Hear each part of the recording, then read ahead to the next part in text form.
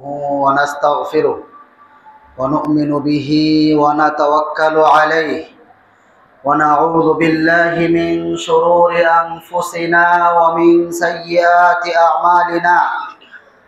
من يهده الله فلا مضل له ومن يضلله فلا هادي له، وأشهد أن لا إله إلا الله وحده لا شريك له، وأشهد أن محمدا عبده ورسوله الذي أرسله بالحق بشيرا ونذيرا وداعيا إلى الله بإذنه وسراجا وقمرا منيرا.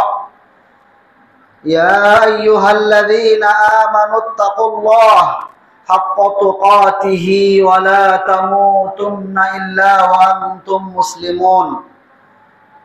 يا أيها الناس اتقوا ربكم الذي خلقكم من نفس واحدة وخلق منها زوجها وبث منهما رجالا كثيرا ونساء، واتقوا الله الذي تساءلون به والأرحام إن الله كان عليكم رقيبا. يا أيها الذين آمنوا اتقوا الله وقولوا قولا سديدا يصلح لكم أعمالكم ويغفر لكم ذنوبكم، ومن يطع الله ورسوله فقد فاز فوزا عظيما. أما بعد، فإن أصدق الحديث كتاب الله، وخير الهدي هدي محمد صلى الله عليه وسلم، وشر الأمور محدثاتها، وكل محدثة بدعة، وكل بدعة ضلالة، وكل ضلالة في النار. فقد قال الله سبحانه وتعالى في كلامه المجيد وفي فرقانه الحميد: فأعوذ بالله من الشيطان الرجيم، بسم الله الرحمن الرحيم. إن عدة الشهور عند الله 12 شهرا في كتاب الله يوم خلق السماوات والأرض منها 4 حرم، ذلك الدين القيم، فلا تظلموا فيهن أنفسكم. وعن أبي هريرة رضي الله تعالى عنه قال: قال رسول الله صلى الله عليه وسلم: أفضل الصيام بعد رمضان شهر الله المحرم، رواه الإمام مسلم. وصح عن النبي صلى الله عليه وسلم أنه قال: وصيام يوم عاشوراء أحتسب إلى الله أن يكفر السنة التي قبله، أو كما قال عليه الصلاة والسلام। আলহামদুলিল্লাহ, খুতবার শুরুতেই মহান আল্লাহ সুবহানাহু ওয়া তাআলার দরবারে আন্তরিকভাবে সকলেই শুকরিয়া আদায় করি যে আল্লাহ সুবহানাহু ওয়া তাআলা অত্যন্ত দয়া করে, মায়া করে, অনুগ্রহ করে সমাজের অসংখ্য অগণিত মানুষদের মধ্য থেকে নির্বাচন করে, বাছাই করে আমাদেরকে তার ফরজকৃত জুমার সালাত আদায়ের উদ্দেশ্যে দুনিয়ার সর্বশ্রেষ্ঠ স্থান আহাব্বুল বিলাদি ইলাল্লাহি মাসাজিদুহা, দুনিয়াতে আল্লাহ সুবহানাহু ওয়া তাআলার নিকট সবচাইতে পছন্দনীয় প্রিয় জায়গা মসজিদ, সে জামে মসজিদে আমাদেরকে আসার, সমবেত হওয়ার তৌফিক দিয়েছেন। এজন্য আমরা শুকরিয়া আদায় করি, আলহামদুলিল্লাহ। আবারও শুকরিয়া আদায় করি যে আল্লাহ সুবহানাহু ওয়া তাআলা আমাদেরকে জুমার খুতবা শুরু হওয়ার পূর্বেই মসজিদে আসার তৌফিক দিয়েছেন। কারণ জুমার খুতবা শুরু হওয়ার পূর্বে মসজিদে আসার বিশেষ একটি ফজিলত, মর্যাদা বা শ্রেষ্ঠত্ব রয়েছে। রাসূলুল্লাহ সাল্লাল্লাহু আলাইহি ওয়াসাল্লাম ইরশাদ করেছেন, জুমার দিন যখন থেকে মুসল্লিরা মসজিদে আগমন করতে শুরু করে, ওই সময়ে মসজিদের দরজায় ফেরেশতা খাতা কলম নিয়ে দাঁড়িয়ে যায়। মসজিদে আগত মুসল্লিদের নাম লিস্ট করতে থাকে সিরিয়াল অনুযায়ী, কে আগে আসলো, কে পরে আসলো, কে এর পরে আসলো। এভাবে খতিব সাহেব মিম্বারে খুতবা দেওয়ার দাঁড়ানো আগ পর্যন্ত যারা আগমন করে তাদের লিস্ট ফেরেশতার খাতায় লিপিবদ্ধ হয়। অতঃপর যখন খতিব সাহেব খুতবা দেওয়ার জন্য মিম্বারে দাঁড়িয়ে যায়, তখন ফেরেশতারাও তাদের খাতা গুটিয়ে খুতবা শোনার জন্য বসে যায়। সুতরাং খুতবা শুরু হওয়ার আগে যারা মসজিদে আসবে তাদের নাম বিশেষভাবে আল্লাহ সুবহানাহু ওয়া তাআলা দরবারে পেশ করা হবে। হ্যাঁ, যারা পরবর্তীতে আসবে তাদের সালাত হয়ে যাবে, তবে এই বিশেষ মর্যাদা থেকে তারা বঞ্চিত হবে। এজন্য আমরা জুমার খুতবা শুরু হওয়ার আগে আসতে পেরেছি এবং চেষ্টা করব বারবার যেন খুতবা শুরু হওয়ার আগে মসজিদে আগমন করতে পারি। এই সুযোগটুকু যে আল্লাহ সুবহানাহু ওয়া তাআলা আমাদেরকে দিয়েছেন, এজন্য আমরা আবারও শুকরিয়া আদায় করে নিই, আলহামদুলিল্লাহ। অসংখ্য অগণিত দুরূদ ও শান্তির দ্বারা বর্ষিত হোক সকল নবী এবং রাসূলগণের প্রতি, বিশেষ করে সাইয়্যিদুল আম্বিয়া খাতামুল নবিয়্যিন, যে রাসূলের আদর্শ অনুসরণ করা ব্যতীত দুনিয়ার জীবনে কোনো ব্যক্তি সফলতা অর্জন করতে পারবে না, পরকালে জাহান্নামের আগুন থেকে মুক্তি লাভ করতে পারবে না। যে রাসূল তার উম্মতদেরকে দুনিয়ার জীবনে সফলতা অর্জনের এবং পরকালের মুক্তি লাভের যাবতীয় পথ ও পন্থা পুঙ্খানুপুঙ্খানুরূপে শিক্ষা দিয়ে গিয়েছেন, সে রাসূলের প্রতি দরুদ ও শান্তির দ্বারা বর্ষিত হোক। আমরা সকলেই বলি আল্লাহুম্মা সাল্লি আলাইহি, আল্লাহুম্মা বারিক আলাইহি। সম্মানিত সমবেত মুসল্লিবৃন্দ, আজকের পবিত্র জুমার খুতবায় যে বিষয়টি নিয়ে আলোচনা করার ইচ্ছা পোষণ করি তা হলো ফাদলু শাহরিল্লাহিল মুহাররম ওয়া ইয়াউমি আশুরা। মুহাররম ও আশুরার দিবসের ফজিলত, করণীয় ও বর্জনীয় সম্পর্কে কোরআন এবং বিশুদ্ধ হাদিসের আলোকে নির্ধারিত সময় আমরা খুতবা উপস্থাপন করার ইচ্ছা পোষণ করি। ওমা তাওফীক ইল্লা বিল্লাহ, আলাইহি তাওয়াক্কালতু ওয়া ইলাইহি উনীব। আমরা বর্তমানে যে মাস অতিক্রম করছি, আরবি হিজরি সনের প্রথম মাস মুহাররম মাস। ইংরেজিতে যেমন 12টি মাস রয়েছে, বাংলাতে যেমন বছরে 12টি মাস, তদ্রূপ আরবিতেও বছরে 12টি মাস রয়েছে।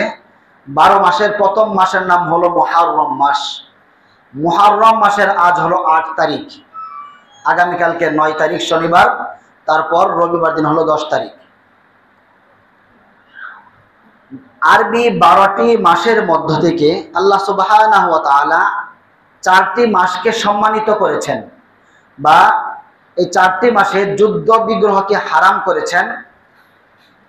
এই 4টি মাসের মধ্যে অন্যতম হলো মুহাররম মাস। আল্লাহ সুবহানাহু ওয়া তাআলা পবিত্র কোরআনুল কারীমের সূরাতুত তাওবার 36 নং আয়াতে ইরশাদ করেন, ইন্না ইদ্দাতাশ শুহুরি ইনদাল্লাহি 12 শাহরা। নিশ্চয় আল্লাহ সুবহানাহু ওয়া তাআলার বিধান অনুযায়ী, আল্লাহ সুবহানাহু ওয়া তাআলার ফয়সালা অনুযায়ী মাসের সংখ্যা হলো 12টি। অর্থাৎ আল্লাহ সুবহানাহু ওয়া তাআলা বছরে মাস হবে 12টি, এটা ফয়সালা করে দিয়েছেন, চূড়ান্ত করে দিয়েছেন। কখন থেকে? ইয়াউমা খালাকাস সামাওয়াতি ওয়াল আরদ, যেদিন আল্লাহ সুবহানাহু ওয়া তাআলা আসমান এবং জমিন সৃষ্টি করেছেন, সেদিনই আল্লাহ সুবহানাহু ওয়া তাআলা নির্ধারণ করে দিয়েছেন, ফয়সালা করে দিয়েছেন যে বছরে মাস হবে 12টি। এরপরের অংশে আল্লাহ সুবহানাহু ওয়া তাআলা বলেন, মিনহা আরবাতুন হুরুম। এই 12টি মাসের মধ্য থেকে 4টি মাস হলো সম্মানিত, 4টি মাস হলো মর্যাদাবান, 4টি মাসে যুদ্ধ বিগ্রহ করা নিষিদ্ধ। আরবের জাহিলি যুগের লোকেরা সারা বছরই পরস্পরে গোত্রে যুদ্ধে বিগ্রহে লিপ্ত থাকত। আরবের বেদুইনরা রাস্তাঘাটে, মরুভূমিতে প্রতিমধ্যে ডাকাতি পেশায় লিপ্ত থাকতো, অনাচার, অবিচার, অন্যায়, জুলমে তারা নিমজ্জিত ছিল। তো আরবের বেদুইনরা ডাকাতি করতো রাস্তায়। হজ্জের কাফেলা যারা হজ করতে আসতো তাদের মাল সামানও তারা লুট করে নিয়ে যেত। আবার যখন কোনো দেশের মধ্যে যুদ্ধ চলে ওই দেশ অতিক্রম করে কোনো জায়গায় যাওয়াটাও নিরাপদ নয়, যার কারণে যারা বাইতুল্লাহ আল্লাহর ঘর হজ করতে যাবে অথবা উমরা করতে যাবে তাদের জন্য রাস্তাঘাট নিরাপদ ছিল না। রাস্তাঘাট নিরাপদ না থাকার কারণে মানুষ নির্বিঘ্নে হজে বা উমরায় যেতে পারতো না, যাতে করে আল্লাহর বান্দারা বছরের নির্দিষ্ট সময়ে উমরা করতে পারে এবং হজ্জের সফর যেন নিশ্চিন্তে নির্বিঘ্নে করতে পারে। এজন্য আল্লাহ সুবহানাহু ওয়া তাআলা 4টি মাসকে হারাম করে দিয়েছেন, যেই মাসগুলিতে যুদ্ধ বিগ্রহ নিষিদ্ধ। আরবের বেদুইন জাহিল যুগের লোকেরাও এই মাসগুলিকে সম্মান করত। যুদ্ধ চলতেছে দুই গোত্রের মাঝে, দুই দেশের মাঝে, যখনই হারাম মাস চলে আসবে যুদ্ধবিরতি, এই মাসগুলিতে আর যুদ্ধ বিগ্রহ চলবে না। এটা আল্লাহ সুবহানাহু ওয়া তাআলার বিধান। সে হারাম মাসগুলি কি? রাসূলুল্লাহ সাল্লাল্লাহু আলাইহি ওয়াসাল্লাম হাদিসে ইরশাদ করেছেন, সালাসাতুন মুতাওয়ালিয়াতুন, 3টি মাস পরস্পর ধারাবাহিক। যুলহজ্জা, যুলকাদা, যুলহজ্জা, মুহররম। আরবি রমজানের পরের মাস হলো শাওয়াল, তারপরে যুলকাদা, যুলহজ্জা, আর আমরা বর্তমানে আছি মুহররম মাস। এই 3টা মাস একাধারে হারাম মাসের অন্তর্ভুক্ত, যাতে করে হাজী সাহেবরা নিজ বাড়ি থেকে রওনা হয়ে হজ সম্পাদন করে আবার নিজ বাড়িতে ফিরতে পারেন। এর জন্য 3 মাস একাধারে হারাম মাস বা নিষিদ্ধ মাস হিসেবে ঘোষণা করা হয়েছে। বিশ্বের যে কোনো প্রান্ত থেকে 3 মাসের ভিতরে, অর্থাৎ যুলকাদা মাস, হজ্জের আগে 1 মাস, হজ্জের মাস এবং হজের পরে 1 মাস, এই 3 মাস ধারাবাহিকভাবে হারাম মাস হিসেবে নির্ধারণ করা হয়েছে, যাতে করে বাইতুল্লাহর মুসাফিরগণ যারা হজ করার ইচ্ছা করে তারা যেন নির্বিঘ্নে নিশ্চিন্তে হজ সম্পাদন করে আবার নিজ বাড়িতে ফিরে আসতে পারে। আর চতুর্থ মাসটা হলো রজব মাস, অর্থাৎ রমজানের আগে যে শাবান মাস, শাবানের পূর্বে যে মাসটা তাকে বলা হয় রজব। এই রজব মাসটাকে রাখা হয়েছে যাতে করে মানুষ উমরা করতে পারে নির্বিঘ্নে। রজব মাসের উমরার বিশেষ একটি ফজিলত রয়েছে, যেমন ভাবে রমজান মাসে উমরার ফজিলত রয়েছে। তাহলে আমরা বর্তমানে যেই মাস অতিক্রম করছি তা হলো মুহররম মাস। এক তো হলো আরবি হিজরি সনের প্রথম মাস, দ্বিতীয়ত হারাম মাস সমূহের অন্যতম মাস। আল্লাহ সুবহানাহু ওয়া তাআলা এই হারাম মাস সমূহ সম্পর্কে আমাদেরকে কি বার্তা দিচ্ছেন? আল্লাহ সুবহানাহু ওয়া তাআলা ইরশাদ করছেন, ফালা তাজলিমু ফীহিন্না আনফুসাকুম, তোমরা এই মাসগুলিতে নিজেদের উপর জুলুম করিও না, নিজেদের উপর অত্যাচার করিও না। জুলুম, অত্যাচার বছরের সবসময় হারাম বা নিষিদ্ধ, তবে বিশেষ করে হারাম মাসগুলিতে জুলুম করা, অত্যাচার করা, এটা আরো মারাত্মক অপরাধের অন্তর্ভুক্ত। যেমন ভাবে ফজিলতপূর্ণ সময়ে ইবাদত করলে নেকি অধিক পরিমাণে অর্জন করা যায়, অনুরূপভাবে এই ফজিলতপূর্ণ সময়ে যে কোনো ব্যক্তি যদি অপরাধে লিপ্ত হয়, পাপে লিপ্ত হয়, তার পাপের শাস্তিটাও দ্বিগুণ হবে, ডাবল হবে। এজন্য এই আয়াতে আল্লাহ সুবহানাহু ওয়া তাআলা আমাদের সকলকে সতর্ক করে দিয়ে বলেছেন, তোমরা এই হারাম মাসগুলিতে জুলুম অত্যাচারে লিপ্ত হয়ো না। জুলুম নিজের উপর হতে পারে, অন্যের উপরও হতে পারে। নিজের উপর জুলুম বলতে আল্লাহ সুবহানাহু ওয়া তাআলা আমাদেরকে সৃষ্টি করেছেন তার ইবাদতের জন্য। সেই ইবাদত যদি আমরা আল্লাহ সুবহানাহু ওয়া তাআলার বিধান অনুযায়ী পালন না করি, ইবাদত যদি আমরা আদায় না করি, তাহলে আমি নিজের উপর জুলুম করলাম। কারণ ইবাদত না করলে আমার শেষ পরিণাম বা শাস্তি হবে জাহান্নাম, যেটা আমার ক্ষতির কারণ। এজন্য আমি নিজের উপর আল্লাহর অবাধ্য হয়ে জুলুম করলাম। আর অন্যের উপর জুলুম হলো অন্যের হক নষ্ট করা, কারো সম্পদ আস্বাদন করা, কারো উপর অন্যায়ভাবে অত্যাচার করা।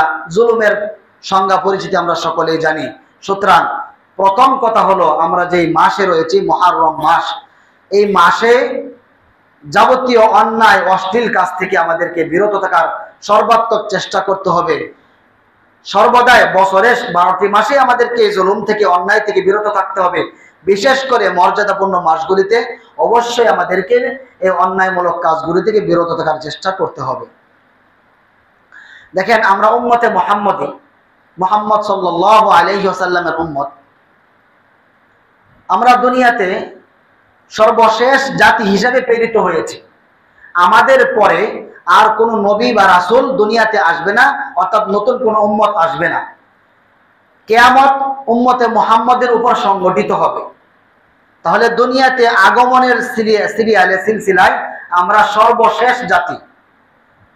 অনুরূপভাবে দুনিয়াতে অবস্থানকালের সময়সীমাও আমাদের স্বল্প। আমরা উম্মতে মুহাম্মদী, আমাদের গড় আয়ু স্বাভাবিকভাবে 60 থেকে 70 বছর। কিন্তু আমাদের পূর্বে যারা অতিবাহিত হয়ে গিয়েছেন, যে সমস্ত জাতি, তারা দুনিয়াতে আমাদের চাইতে অধিক হায়াত পেয়েছেন। কেউ 100 বছর, কেউ 200 বছর, 300 বছর পর্যন্ত হায়াত পেয়েছেন। নূহ আলাইহিস সালাম, আল্লাহ সুবহানাহু ওয়া তাআলা বিশেষ এক রাসূল, তিনি দুনিয়াতে 950 বছর জীবিত ছিলেন। আমরা দুনিয়াতে আসলাম সবার পরে, অবস্থান করব স্বল্প সময়, তারপরেও আল্লাহ সুবহানাহু ওয়া তাআলা আমাদেরকে সর্বশ্রেষ্ঠ জাতি হিসেবে পবিত্র কোরআনে ঘোষণা করেছেন। আল্লাহ সুবহানাহু ওয়া তাআলা পবিত্র কোরআনের সূরা আলে ইমরানে ইরশাদ করেন, কুনতুম খায়রা উম্মাতিন উখরিজাত লিন-নাস তা'মুরুনা বিল মা'রুফি ওয়া তানহাউনা আনিল মুনকার। তোমরা অর্থাৎ উম্মতে মুহাম্মাদী আমাদেরকে লক্ষ্য করে আল্লাহ সুবহানাহু ওয়া তাআলা বলছেন, খায়রু উম্মাহ, তোমরা সর্বশ্রেষ্ঠ জাতি। দুনিয়াতে যত জাতি আমি প্রেরণ করেছি, আল্লাহ সুবহানাহু ওয়া তাআলা ইরশাদ করছেন, আদম আলাইহিস সালাম থেকে শুরু করে আমাদের নবী মুহাম্মদ সাল্লাল্লাহু আলাইহি সাল্লাম পর্যন্ত অসংখ্য অগণিত জাতি বা নবী রাসূলের উম্মত দুনিয়াতে এসেছে। আল্লাহ সুবহানাহু ওয়া তাআলা আমাদেরকে লক্ষ্য করে বলছেন, কুনতুম খায়রা উম্মাহ, তোমরাই সর্বশ্রেষ্ঠ জাতি। উখরিজাত লিন-নাস, তোমাদেরকে মানুষের কল্যাণে বের করা হয়েছে। আসলাম দুনিয়াতে সবার পরে, থাকবো অল্প সময়, তারপর আল্লাহ সুবহানাহু ওয়া তাআলা আমাদেরকে শ্রেষ্ঠ বলে ঘোষণা করলেন। কি এমন বৈশিষ্ট্য আমাদের মাঝে রয়েছে, কিসের কারণে আল্লাহ সুবহানাহু ওয়া তাআলা আমাদেরকে শ্রেষ্ঠত্বের মুকুট পরিধান করিয়েছেন? একটি কারণ আল্লাহ সুবহানাহু ওয়া তাআলা আয়াতের পরের অংশ উল্লেখ করেছেন, তা'মুরুনা বিল মা'রুফি ওয়া তানহাউনা আনিল মুনকারি। তোমরা উম্মতে মুহাম্মাদী মানুষদেরকে সৎ কাজের আদেশ করো এবং অসৎ কাজ থেকে বিরত রাখো।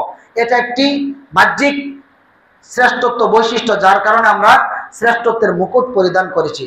আরো যে সমস্ত কারণ রয়েছে, যেই কারণগুলিতে আমরা দুনিয়াতে অল্প সময় অবস্থান করেও শ্রেষ্ঠত্বের অধিকারী হতে পেরেছি, তার মধ্যে উল্লেখযোগ্য হলো আল্লাহ সুবহানাহু ওয়া তাআলা আমাদেরকে ইবাদত করার বিশেষ কিছু মৌসুম দিয়েছেন, বিশেষ কিছু সময় দিয়েছেন, যেই সময়গুলিতে অল্প ইবাদত করে আমরা অধিক পরিমাণে নেকি অর্জন করতে পারি।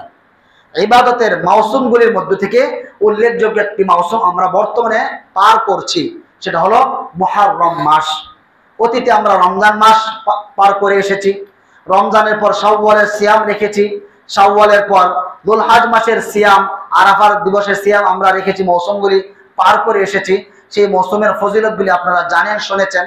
বর্তমানে বিশেষ একটি সময় আমরা পার করছি, যেটাকে বলা হয় শাহরুল্লাহিল মুহররম, আল্লাহর মাস মুহররম। এই মুহররম মাস সম্পর্কে রাসূলুল্লাহ সাল্লাল্লাহু আলাইহি ওয়াসাল্লাম সহিহ মুসলিমে বর্ণিত হাদিসে ইরশাদ করেছেন, আফদালুস সিয়ামি বাদা রমাদানা শাহরুল্লাহিল মুহররম। রমজান মাসে সিয়াম রাখার পর বছরের ভিতরে সবচাইতে শ্রেষ্ঠ সিয়াম রাখার সময় হলো মুহররম মাস। আমরা যে নফল সিয়াম রাখি, এই নফল সিয়ামের সর্বোত্তম, সবচেয়ে মর্যাদাপূর্ণ শ্রেষ্ঠ সময় হলো এই মুহররম মাস। মুহররম মাসে আমাদের উচিত অধিক পরিমাণে নফল সিয়াম রাখা, কারণ এই মাসে নফল সিয়াম রাখা অন্যান্য মাসে নফল সিয়াম রাখার চাইতে অধিক পরিমাণে শ্রেষ্ঠত্বের দাবিদার। নফল সিয়াম রাখার স্বাভাবিক একটি যে ফজিলত রয়েছে, সেটার পরিমাণ কত একটু খেয়াল করেন। রাসূলুল্লাহ সাল্লাল্লাহু আলাইহি ওয়াসাল্লাম ইরশাদ করেছেন, মান সামা ইয়াওমান ফি সাবিলিল্লাহ, যে ব্যক্তি একদিন আল্লাহ সুবহানাহু ওয়া তাআলাকে সন্তুষ্ট করার জন্য সিয়াম রাখবে, বা আদাল্লাহু ওয়াজহাহু আনিন নারি 70 খারিফান, আল্লাহ সুবহানাহু ওয়া তাআলা তাকে জাহান্নামের আগুন থেকে 70 বছরের দূরত্বে সরিয়ে দিবেন। একদিন যদি আমরা নফল সিয়াম রাখতে পারি আল্লাহ সুবহানাহু ওয়া তাআলাকে সন্তুষ্ট করার জন্য, রাসূলুল্লাহ সাল্লাল্লাহু আলাইহি ওয়াসাল্লাম বলেছেন যে আল্লাহ সুবহানাহু ওয়া তাআলা তাকে জাহান্নাম থেকে 70 বছরের দূরে সরিয়ে দিবেন। এই নফল সিয়ামের সময়ের মধ্যে উল্লেখযোগ্য সময় আমরা পার করছি, সেটা হলো মুহররম মাস। এই মুহররম মাসে আমাদের উল্লেখযোগ্য যে করণীয় রয়েছে তার মধ্যে হলো অধিক পরিমাণে নফল সিয়াম রাখার চেষ্টা করা। যাদের সাধ্য রয়েছে, সামর্থ্য রয়েছে, আমরা অধিক পরিমাণে নফল সিয়াম রাখার চেষ্টা করব। যদি খুব বেশি সিয়াম রাখতে না পারি, অন্তত সপ্তাহে 2 দিন সিয়াম রাখা সুন্নত, সোমবার এবং বৃহস্পতিবার। রাসূলুল্লাহ সাল্লাল্লাহু আলাইহি ওয়াসাল্লাম এই 2 দিন সিয়াম রাখতেন, সোমবার এবং বৃহস্পতিবার। আর সোমবার এবং বৃহস্পতিবারের বিশেষ একটি মর্যাদাও রয়েছে। আল্লাহ সুবহানাহু ওয়া তাআলার নিকট বান্দাদের আমল সোমবার এবং বৃহস্পতিবারে আল্লাহর নিকট পেশ করা হয়। রাসূলুল্লাহ সাল্লাল্লাহু আলাইহি ওয়াসাল্লাম বলেছেন, আমি পছন্দ করি আমার আমলটা যেন আল্লাহর নিকট পেশ করা হয় এমত অবস্থায় যে আমি সিয়াম রেখেছি বা রোজা রেখেছি। সুতরাং অন্যান্য মাসে যদি সম্ভব নাও হয়, অন্তত মুহররম মাসে সপ্তাহে 2টি সিয়াম আমরা রাখার চেষ্টা করব। যদি এটাতেও আমাদের সামর্থ্য না থাকে বা আমাদের সাধ্যে না কোলায়, অন্তত মাসে যে 3টা সিয়াম রাখা সুন্নাহ, আইয়ামে বীজ বলা হয়, প্রত্যেক আরবি মাসের 13, 14, 15 অথবা যে কোনো 3 দিন সিয়াম রাখলে আইয়ামে বীজের সিয়াম হিসাবে ধর্তব্য হবে। যদি সপ্তাহে 2 দিন আমরা সিয়াম রাখতে নাও পারি, কমপক্ষে মাসের 13, 14, 15 সিয়াম রাখার চেষ্টা করব ইনশাআল্লাহ। এই মুহররম মাসের আম একটা ফজিলত আমরা শুনলাম, যেই ফজিলতটা পুরা মুহররম মাস জুড়েই প্রযোজ্য। আফদালুস সিয়ামি বাদা রমাদানা শাহরুল্লাহিল মুহররম, যে রমজানের পর সবচাইতে শ্রেষ্ঠ সিয়াম হলো আল্লাহর মাস মুহররম মাসের সিয়াম। এই মুহররম মাসটাকে রাসূলুল্লাহ সাল্লাল্লাহু আলাইহি ওয়াসাল্লাম আল্লাহর মাস বলে ঘোষণা দিয়েছেন। কোন জিনিসকে যখন আল্লাহ সুবহানাহু ওয়া তাআলার দিকে নিসবত করা হয়, সম্পৃক্ত করা হয়, তখন তার মর্যাদা, শ্রেষ্ঠত্ব বেড়ে যায়। সুতরাং এই মুহররম মাসের মর্যাদা, শ্রেষ্ঠত্ব অন্যান্য মাসের তুলনায় বেশি। এটা হলো মুহররম মাসের গোটা মাসের ফজিলত। কিন্তু মুহররম মাসের 10ম তারিখ, যেটাকে ইয়াউম আশুরা বলা হয়, এই আশুরার দিনের বিশেষ আরেকটি ফজিলত রয়েছে, যে সম্পর্কে রাসূলুল্লাহ সাল্লাল্লাহু আলাইহি ওয়াসাল্লাম ইরশাদ করেছেন, ওয়াসিয়ামু ইয়াউমি আশুরা আহতাসিবু ইলাল্লাহি আইয়ুকাফফিরাস সানাতাল্লাতী ক্বাবলাহু। মুহররম মাসের 10 তারিখে কোনো ব্যক্তি যদি সিয়াম রাখে, রাসূলুল্লাহ সাল্লাল্লাহু আলাইহি ওয়াসাল্লাম ইরশাদ করেছেন, আমি আল্লাহর নিকট আশাবাদী যে কোনো ব্যক্তি যদি মুহররম মাসের 10 তারিখে একদিন সিয়াম রাখে, আল্লাহ সুবহানাহু ওয়া তাআলা তাকে এই একদিন সিয়াম রাখার বদলে, বিনিময়ে তার পূর্বের 1 বছরের গুনাহগুলিকে ক্ষমা করে দিবেন। সুবহানাল্লাহি ওয়া বিহামদিহি সুবহানাল্লাহিল আযীম। দেখেন, শয়তান আমাদের পিছনে লেগে থাকে আমাদেরকে পাপে লিপ্ত করার জন্য। কিভাবে আমাদেরকে ধোঁকায় ফেলে, কিভাবে আমাদেরকে ধোঁকা দিয়ে পাপে লিপ্ত করবে, যাতে করে তার সঙ্গী হিসেবে জাহান্নামে আমাদেরকে নিয়ে যেতে পারে। কিন্তু আল্লাহ সুবহানাহু ওয়া তাআলাও বান্দাদেরকে বিভিন্ন ভাবে সুযোগ দিয়ে থাকেন, যে সুযোগগুলি আমরা গ্রহণ করলে 1 বছরে আমরা প্রত্যেকেই গুনাহগার। রাসূলুল্লাহ সাল্লাল্লাহু আলাইহি ওয়াসাল্লাম বলেছেন, কুল্লু বানি আদম খাত্তাউন, প্রতিটি আদম সন্তান গুনাহগার। ওয়া খায়রুল খাত্তাইনা আত-তাওয়াবুন, তবে গুনাহগারদের মধ্য থেকে যারা তাওবা করে, আল্লাহর নিকট ক্ষমা প্রার্থনা করে, তারা সর্বোত্তম।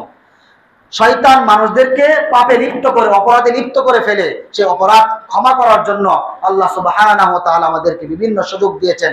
এই মুহররম মাসের 10 তারিখ, অর্থাৎ আগামী রবিবার, আজ হলো 8 তারিখ, আগামীকাল 9 তারিখ, রবিবার হলো 10 তারিখ, যেটাকে আশুরা বলা হয়।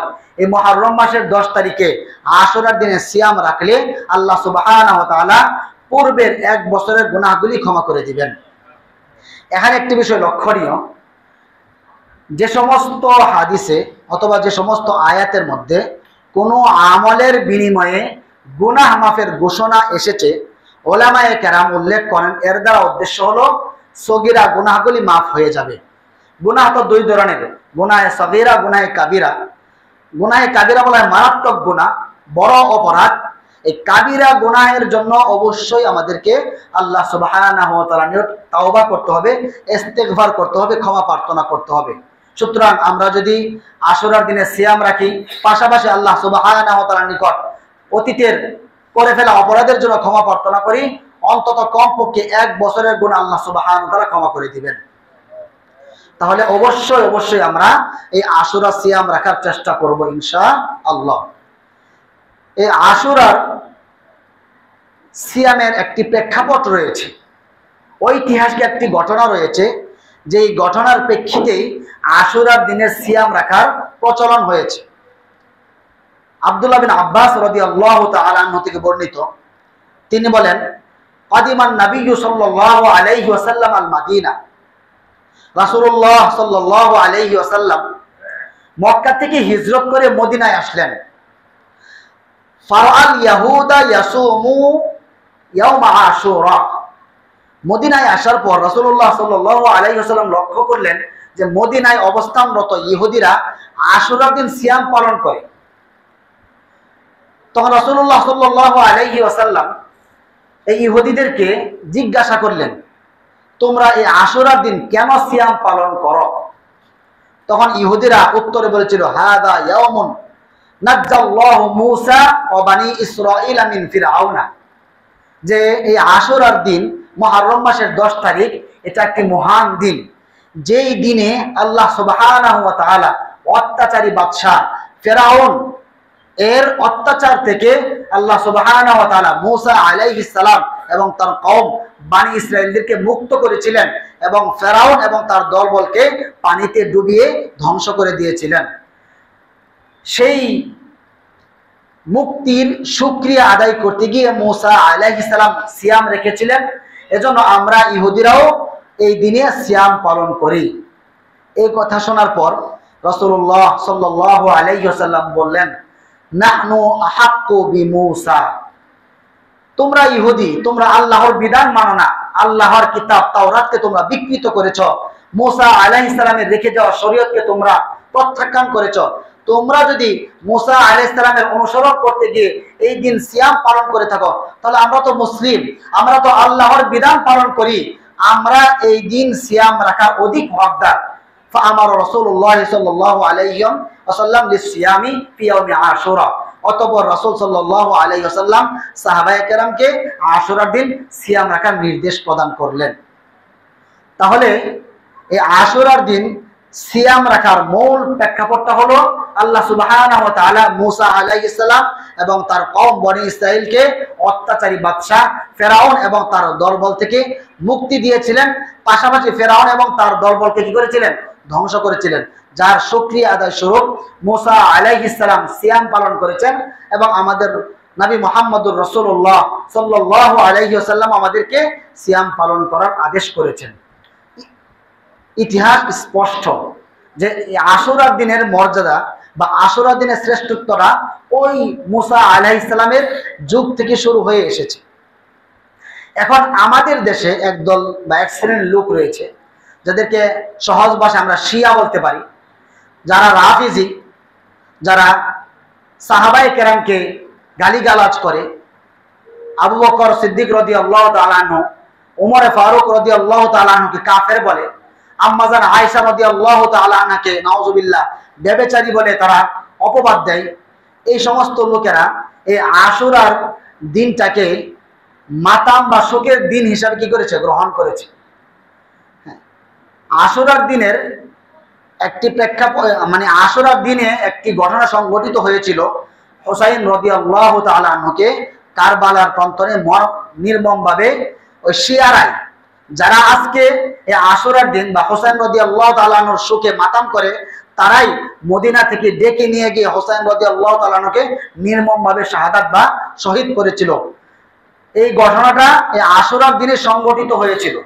পূর্বের হাদিস যদি আপনারা বুঝে থাকেন, তাহলে কারবালার দিনের সাথে ঘটনার সাথে আশুরার দিনের ফজিলতের কোন সম্পর্ক আছে নাকি? রাসূলুল্লাহ সাল্লাল্লাহু আলাইহি ওয়াসাল্লামের মৃত্যু প্রায় 50 বছর পরের ঘটনা। রাসূলুল্লাহ সাল্লাল্লাহু আলাইহি ওয়াসাল্লামের নাতি হুসাইন রাদিয়াল্লাহু তাআলা আনহু, তার ঘটনাটা মর্মান্তিক। যারা এই ঘটনা ঘটিয়েছে তারা মারাত্মক পর্যায়ের অপরাধ করেছে। এই ঘটনা 10 মুহররম সংঘটিত হয়েছে, ঘটনা সত্য, ঘটনা ঠিক, এবং এই ঘটনাটাও মর্মান্তিক, এবং যারা ঘটিয়েছে তারা অবশ্যই খারাপ করেছে। কিন্তু এই দিনের কারণে তো আশুরার দিনের শ্রেষ্ঠত্ব বা মর্যাদা ঘোষিত হয়নি। আশুরার দিনের মর্যাদা আল্লাহ সুবহানাহু ওয়া তাআলা ওই ফিরআউনের যুগ থেকেই নির্ধারণ করে দিয়েছেন।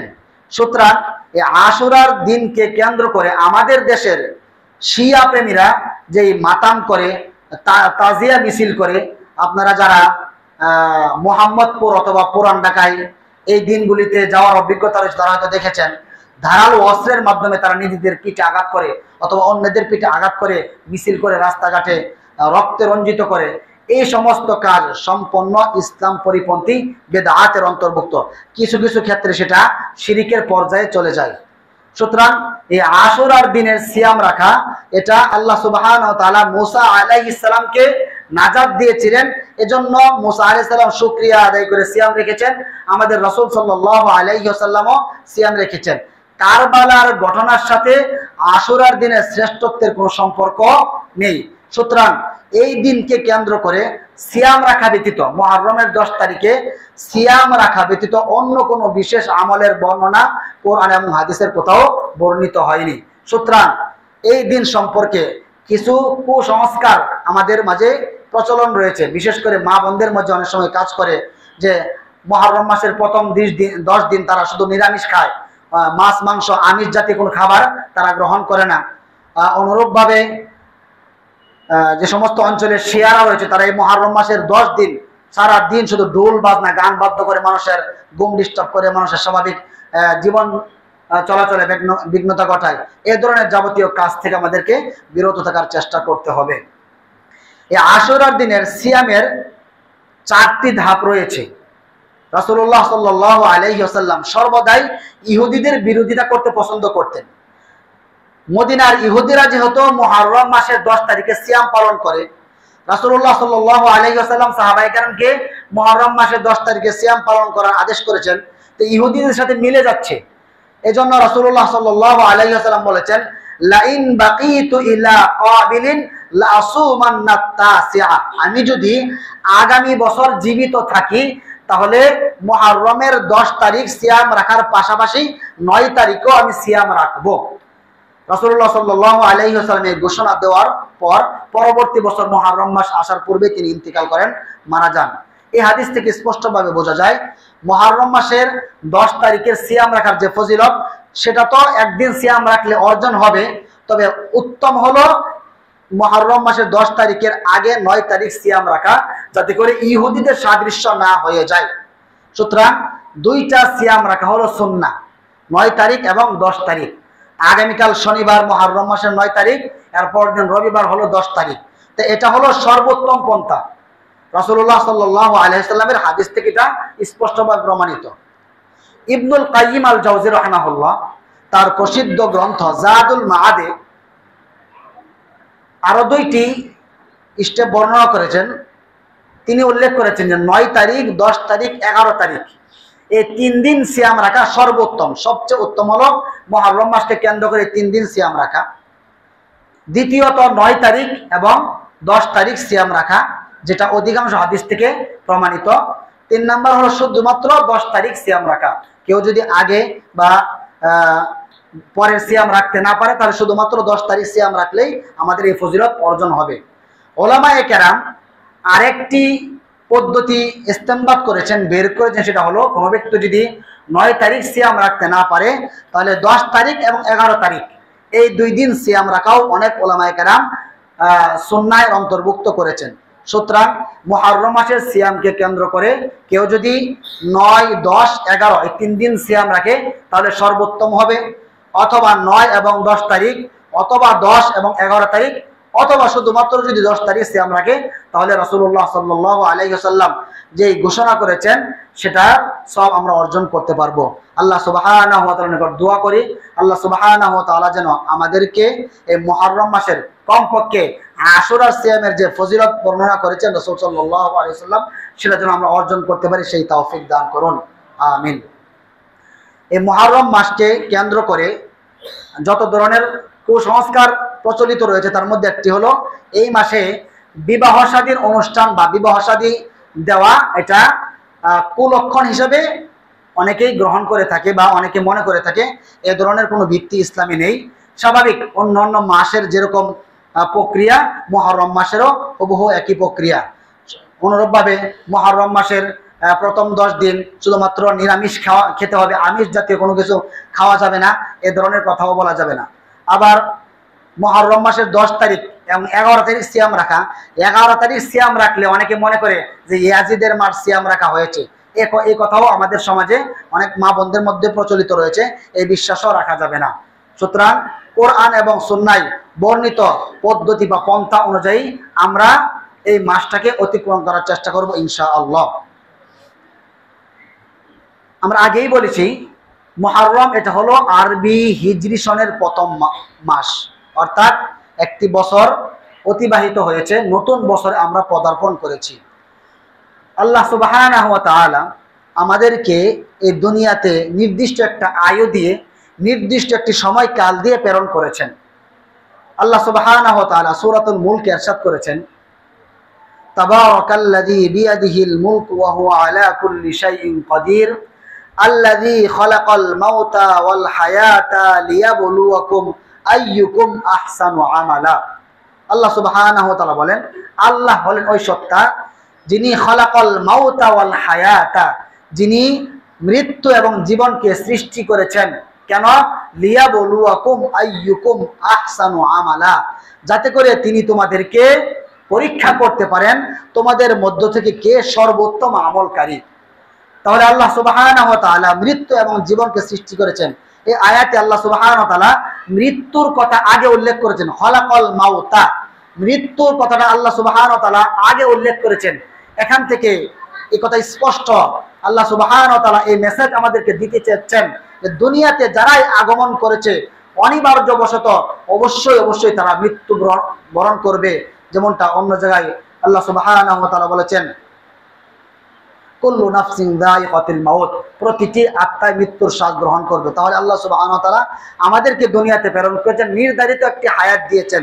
সেই নির্ধারিত হায়াতের একটি বছর অতিবাহিত হয়ে গিয়েছে, নতুন এক বছর আমরা পদার্পণ করেছি।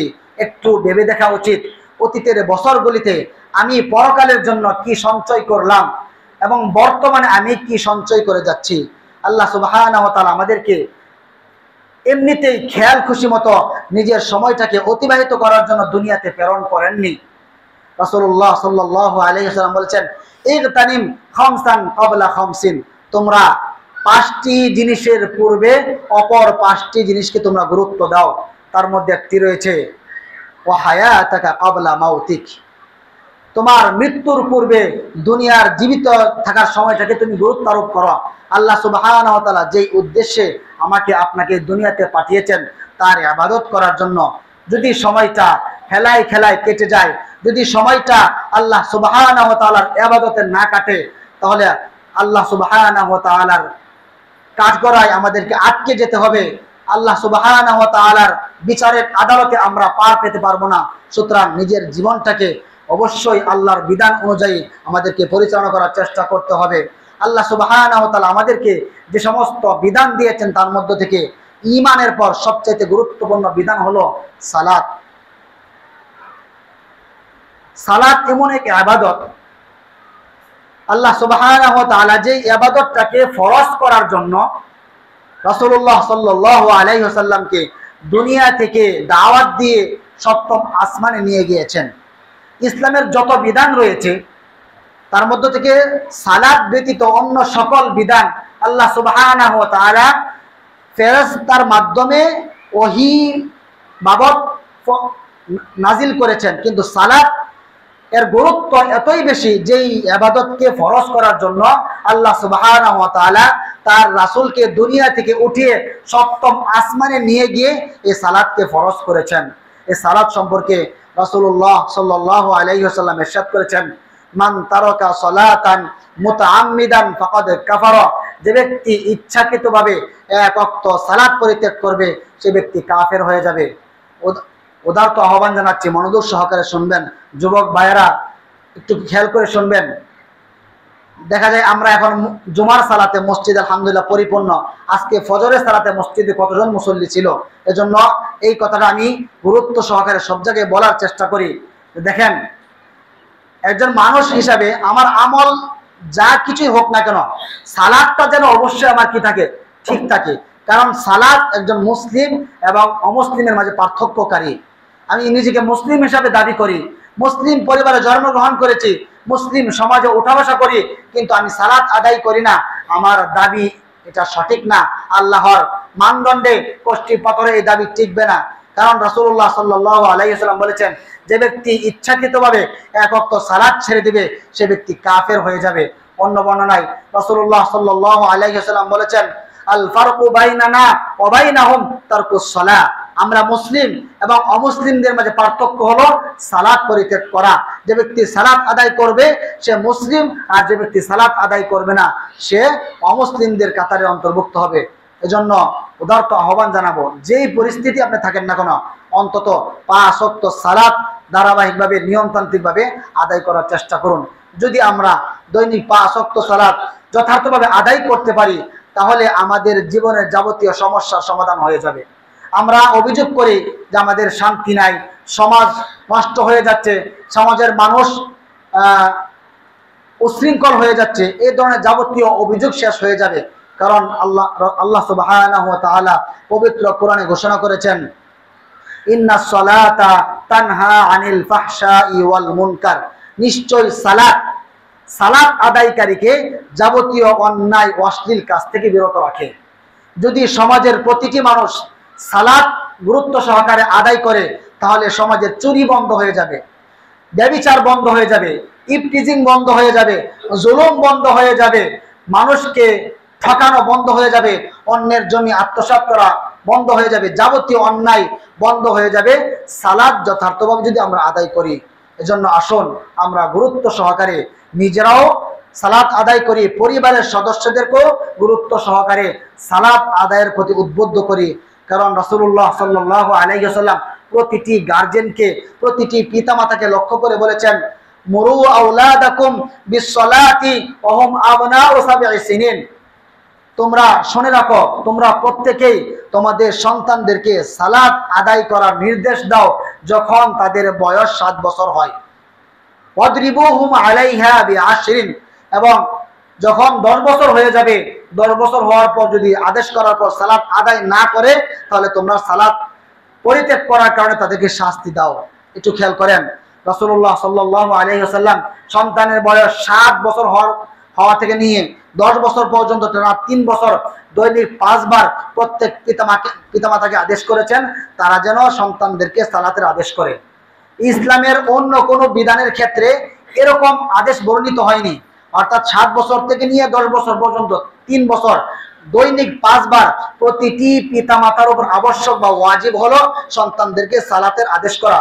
আব্দুল্লাহ, উঠো, ফজরের সালাত পড়ে এসো, জোহরের সালাতের সময় হয়েছে সালাত আদায় করে নাও, আসরের সালাতের সময় হয়েছে ঘুম থেকে উঠে সালাত পড়ো, মাগরিবের সালাত পড়ো, এশার সালাত পড়ে তারপর ঘুমাও। এই আদেশ প্রতিটি পিতামাতাকে সন্তানদেরকে করতে হবে। টানা 3 বছর আদেশ এভাবে করার পর 10 বছর অতিবাহিত হয়ে যাওয়ার পরও যদি সালাত আদায় না করে তাহলে তাদেরকে শাস্তির কথা বর্ণিত হয়েছে। সুতরাং আমি নিজে সালাত আদায় করব, পরিবারের সদস্যদেরকেও সালাত আদায়ের বিষয়টা গুরুত্ব সহকারে বিবেচনা করব। কারণ আল্লাহ সুবহানাহু ওয়া তাআলা পবিত্র কোরআনে বলেছেন, ইয়া আইয়ুহাল্লাযীনা আমানু ও আনফুসাকুম ওয়া আহলিকুম নারা। হে ঈমানদারেরা, তোমরা নিজেরা জাহান্নামের আগুন থেকে বাঁচার চেষ্টা করো এবং পরিবারের লোকদেরকেও জাহান্নামের আগুন থেকে বাঁচাও। সুতরাং প্রতিটি পিতামাতা অথবা গার্জিয়ানের কর্তব্য হলো সন্তান সন্ততিদেরকে ইসলামের বিধান অনুযায়ী গড়ে তোলা। আল্লাহ সুবহানাহু ওয়া তাআলার নিকট দোয়া করি আল্লাহ যেন আমাদেরকে তার বিধান অনুযায়ী নিজের জীবন পরিচালনা করার তৌফিক দান করেন। আমিন। হাদা ওয়া সাল্লাল্লাহু ওয়া সাল্লাম আলা নবিয়িনা মুহাম্মদ ওয়া আলা আলিহি ওয়া আসহাবিহি আজমাইন।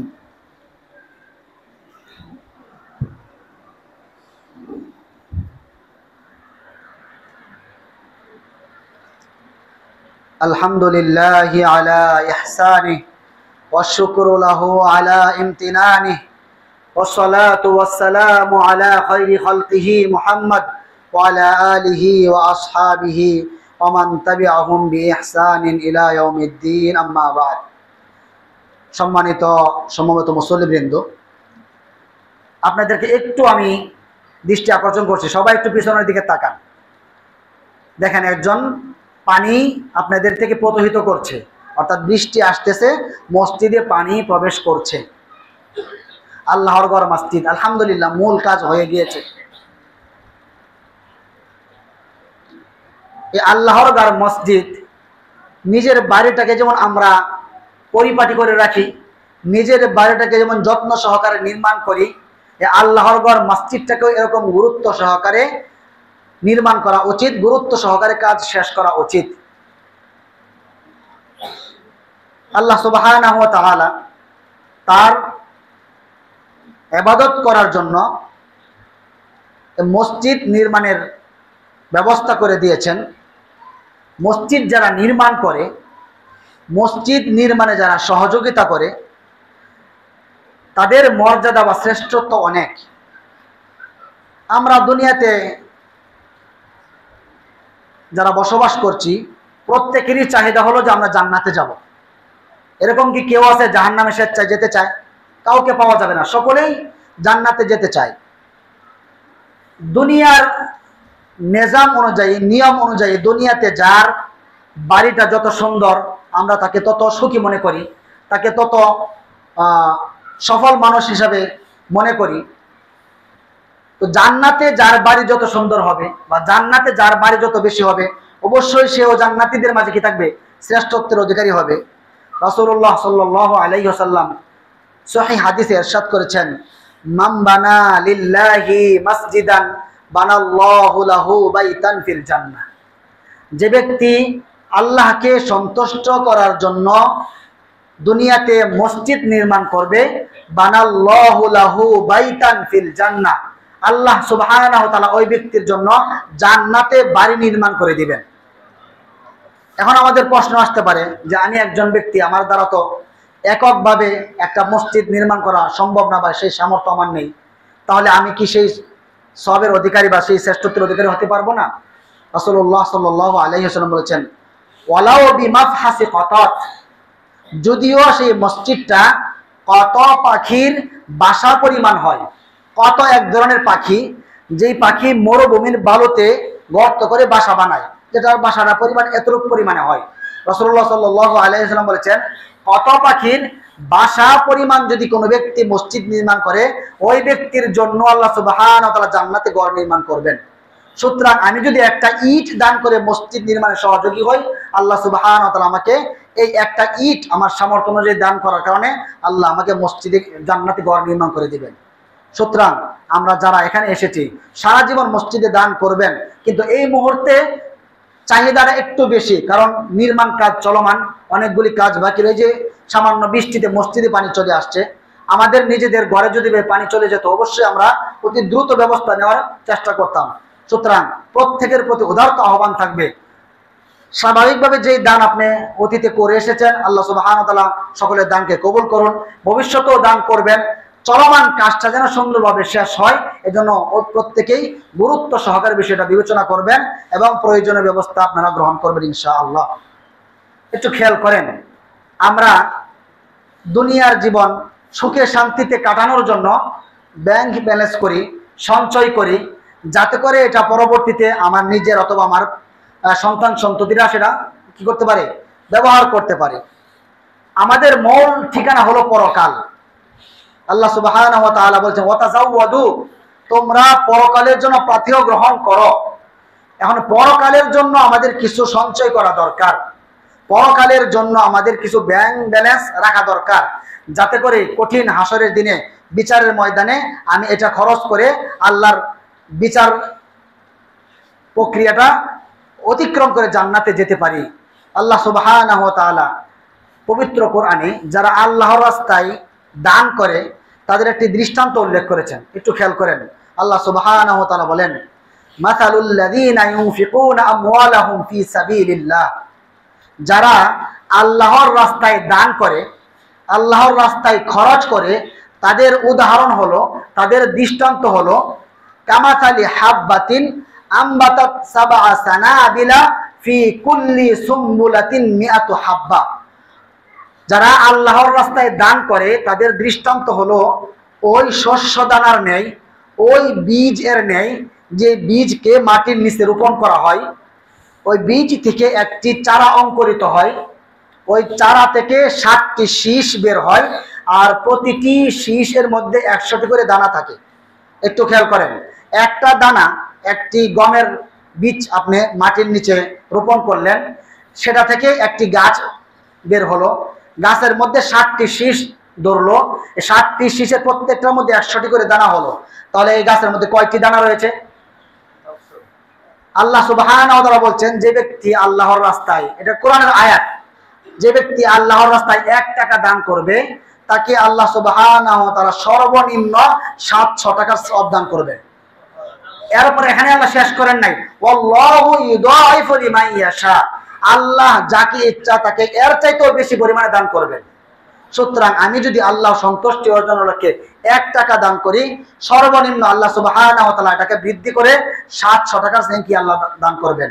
সুতরাং প্রত্যেকেই সাধ্য অনুযায়ী, সামর্থ্য অনুযায়ী মসজিদে দান করার চেষ্টা করব। যখন দানের চাহিদা থাকে তখন দান করার অবশ্যই বেশি ফজিলত থাকবে। যখন মসজিদ নির্মাণ হয়ে যাবে, স্বাভাবিক চলতে থাকবে, তখন এতটা চাহিদা থাকবে না যতটুকু চাহিদা বর্তমানে রয়েছে। সুতরাং বিশেষ বিবেচনায় আপনারা এই মসজিদের কাজ শেষ করা পর্যন্ত প্রত্যেকেই সামর্থ্য অনুযায়ী একটু বিশেষ নজর দিয়ে চেষ্টা করবেন। আল্লাহ সুবহানাহু ওয়া তাআলা সকলকে তৌফিক দান করুন। ইবাদাল্লাহ, ইন্নাল্লাহা ইয়া'মুরুকুম বিআমরিন ওয়া ক্বাদ বাদা'a বিনাফসিহি হাইথু ক্বাল ইন্নাল্লাহা ওয়া মালাইকাতাহু